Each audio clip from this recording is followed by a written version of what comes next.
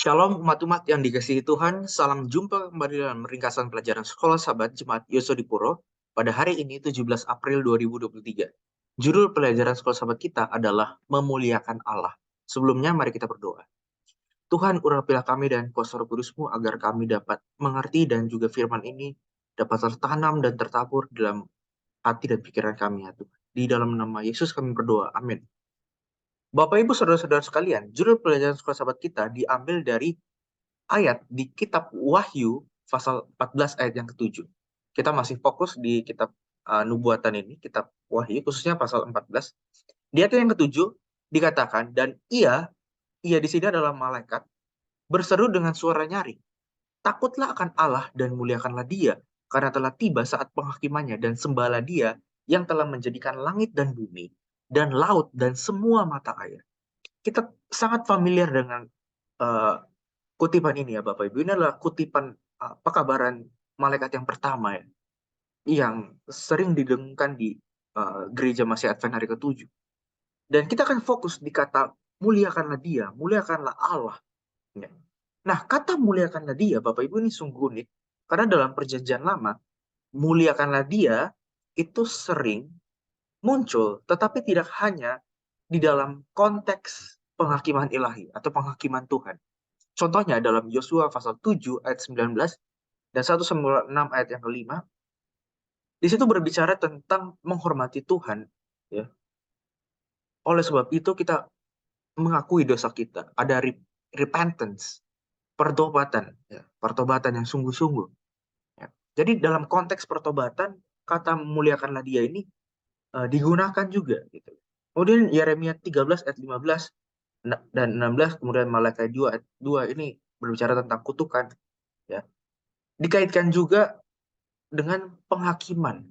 Dan kita akan fokus tentang muliakanlah dia, ya, khususnya di dalam konteks yang secara luas, terlebih khusus konteks penghakiman. Ya. Yang menjadi pertanyaannya adalah, bagaimana cara kita memuliakan Allah? Kan seperti itu ya pertanyaannya.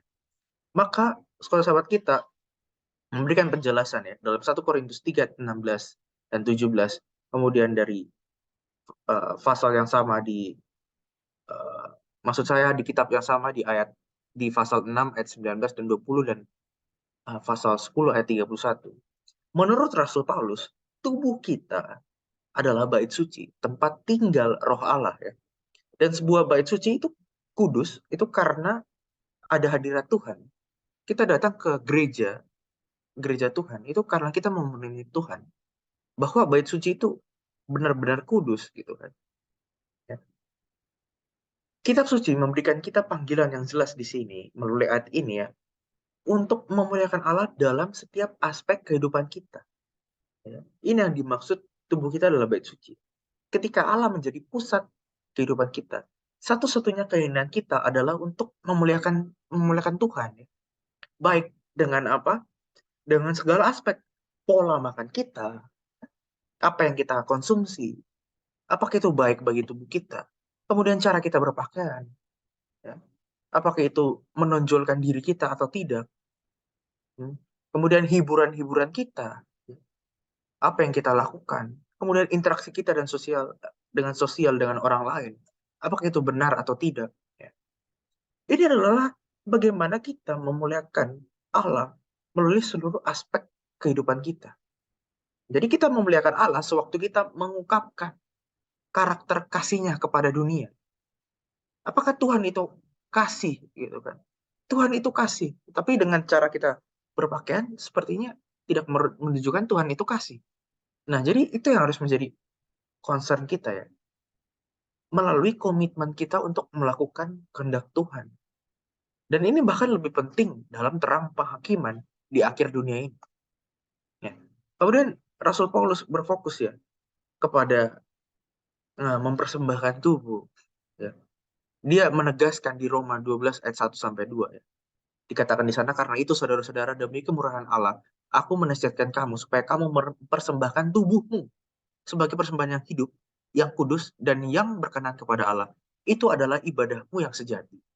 Mari kita fokus di kata mempersembahkan tubuhmu yang dikatakan Rasul Paulus di sini. Ya. Apa yang Rasul Paulus minta untuk maksud saya mengenai totalitas pilihan hidup kita dari kata mempersembahkan tubuh. Karena banyak di luar sana orang mengartikan kata mempersembahkan tubuh ini sebagai kata yang sangat sadis gitu kan. Ya, mari kita lihat kata tubuh ya Bapak Ibu dalam bahasa aslinya, bahasa Greka Yunani, yaitu stomata. Yang ini lebih baik diterjemahkan meliputi aspek fisik, mental dan juga emosional, feeling, perasaan, ya. Maka yang sebenarnya diartikan kata tubuh di sini adalah yang Paulus hendak ingin katakan adalah seluruh pikiran, perkataan, perbuatan, pokoknya seluruh kemampuan dan kegiatan kita, Bapak Ibu, itu harus dipersembahkan kepada Tuhan.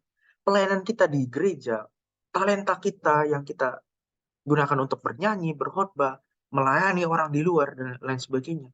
Itu adalah bagaimana kita mempersembahkan tubuh, gitu.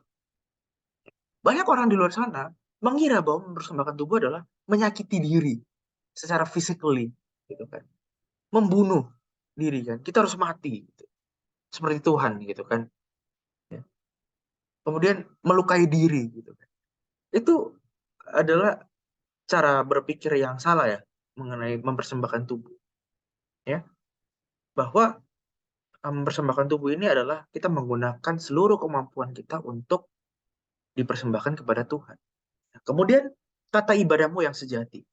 Ya. Kata yang sejati, Bapak Ibu, itu diterjemahkan dalam bahasa aslinya, kata Yunani, yaitu logikos. Dari kata logik ya, logika. Gitu kan. Maka arti harfiahnya adalah sesuai akal budi. Ya.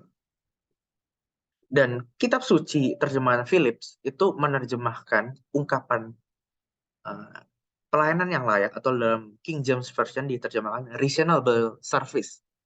Itu sebagai sebuah penyembahan, tindakan penyembahan yang cerdas. Ini luar biasa ya. Atau act of intelligent worship.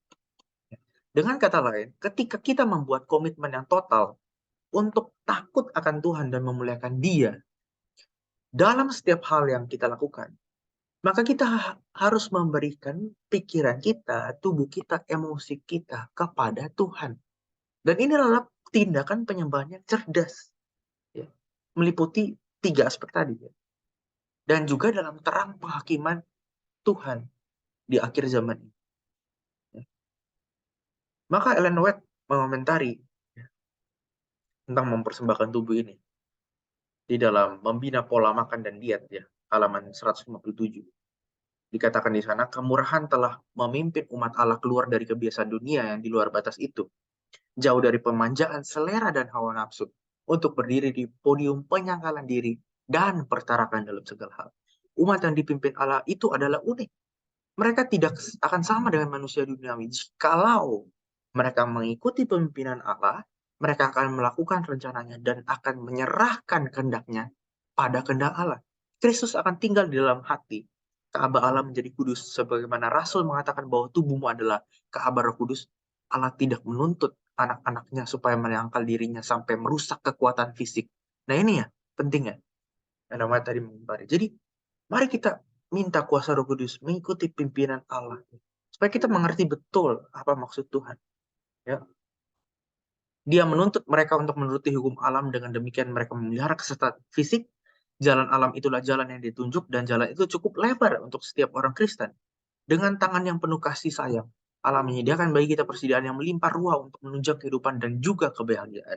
Tetapi agar kita menikmati selera yang alamiah, yang akan memelihara kesehatan dan memperpanjang hidup, dia membatasi selera.